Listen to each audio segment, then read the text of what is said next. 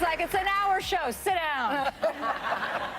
So, Hi, girls. Hi, everybody. Hi. so what made you want to do this particular documentary? Why about privilege? Well, there was an election. I don't know if you guys heard about that in 2016, and that pissed me off.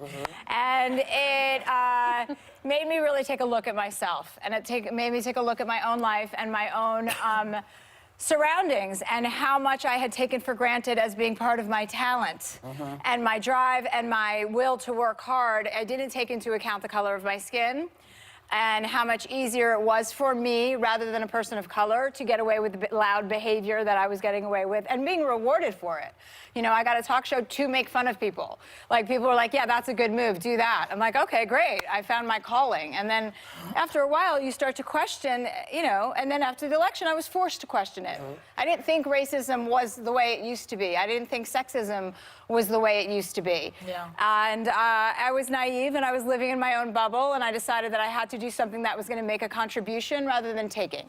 It's not just your white skin, it's your blue eyes and your blonde hair, too. Yeah, it's all my Aryan features. So, you know, it was about taking responsibility. It was about putting work out in there, out into the community, into the world, that is representative of me taking note, getting my head out of my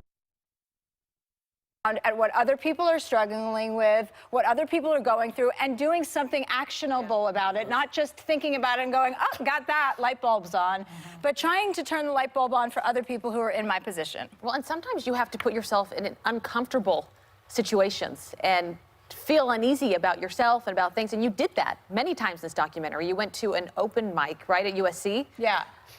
And you had to go up, and I'm assuming you got some funny looks from people, but what was that experience like, and what did you learn from it? It wasn't welcoming, you know. It was there were black people in that room that were taking me to task, saying, all you do is come in here and take.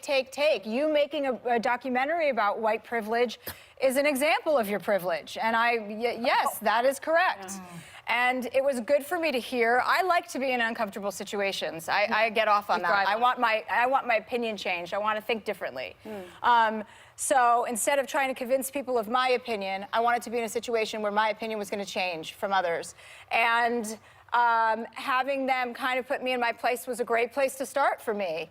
I get it. I've taken a lot, and I want to give back. And I think it was a necessary conversation. And by the way, the whole problem is that white people don't want to be uncomfortable talking about these things. They don't want to ask the wrong questions. They don't want to offend black people. They don't want to say the wrong thing. Guess what? It's okay to be uncomfortable. Like, we can afford to be a little uncomfortable after everything that's happened and stretch our kind of brains and our bodies to put ourselves in situations that aren't natural, that aren't comfortable. Something happened the next day, too, that was also uncomfortable for you. Right after that open mic, you got called in by the company? Yes, I got called in for a lot. I had to take sexual harassment training classes. I'm not sure where that came into the picture. Where did that come into? Just probably because of my handsy behavior, and I'm always touching people. And they're like, Chelsea, stop touching people. You can't do that at work anymore. And I'm like, really? As a woman? And they're like, no, nobody can touch each other right now. And I'm like, okay, that's good to know. Yeah.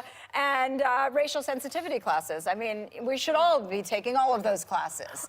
And I think when I started the documentary, I had this idea that I was woke, that I knew what I was like, I'm with it. I know what's going on. I know how to be a good advocate and ally to people of color. But then, you know, you look at yourself, it's like I moved from, you know, New Jersey to Santa Monica to Brentwood to Bel Air. All white areas. I am exactly the problem. You know, I never thought about living in a more diverse neighborhood. I never thought about opening my brain in that way.